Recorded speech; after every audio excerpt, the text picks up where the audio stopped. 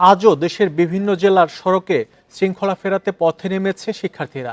স্বেচ্ছাশ্রমে করছেন পরিচ্ছন্নতার কাজও। নিহতদের স্মরণে আঁকা হচ্ছে দেয়াল চিত্র।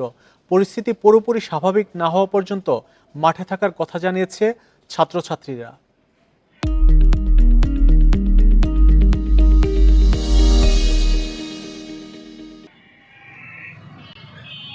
বৃহস্পতিবার সকাল থেকে চট্টগ্রামের বিভিন্ন রাস্তায় গাড়ি চলাচল নিয়ন্ত্রণের নামে শিক্ষার্থীরা মোড়ে মোড়ে আবর্জনা পরিষ্কার কাজেও ব্যস্ত ছাত্রছাত্রীরা।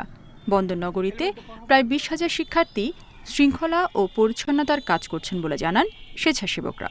চট্টগ্রামের ট্রাফিক কন্ট্রোল থেকে শুরু করে ক্লিনিং প্রোগ্রাম থেকে শুরু করে বাজারে যে চাঁদা নেওয়া হচ্ছে, চাঁদা না দিয়ে বাজার কর্মসূচি থেকে শুরু করে আমরা মোটামুটি প্রশাসন ছাত্র সমাজের মাধ্যমে কন্ট্রোল আনার চেষ্টা করছি। খাগড়াছড়ির সড়কে শৃঙ্খলা ফেরাতে শিক্ষার্থীদের পাশাপাশি কাজ করছে রেড ক্রিসেন্ট ও স্কাউট সদস্যরা। যশোর, হবিগঞ্জ সহ বিভিন্ন জেলায় একই চিত্র। সকাল থেকে হবিগঞ্জে ট্রাফিকের দায়িত্ব পালন করতেছে। পুলিশ এবং আনসার বাহিনী তাদের কার্যক্রমে না থাকার কারণে আমরা ছাত্র সমাজ এই কার্যক্রম আমরা পরিচালনা করতেছি।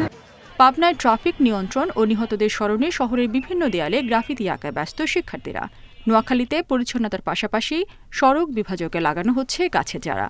রাস্তা ডিভাইডার ভিতরে ময়লা জমি রয়েছে, তা আমরা ছাত্ররা মিলে এই কাজে উদ্যোগ নিয়েছি। ইনশাল্লাহ আমরা সফল হব আশা করি। পুলিশের মতো প্রফেশনাল পারবো না, কিন্তু আমরা আমাদের যথাসাধ্য চেষ্টা করছি মানুষকে ট্রাফিক আইন মেনে চলার জন্য।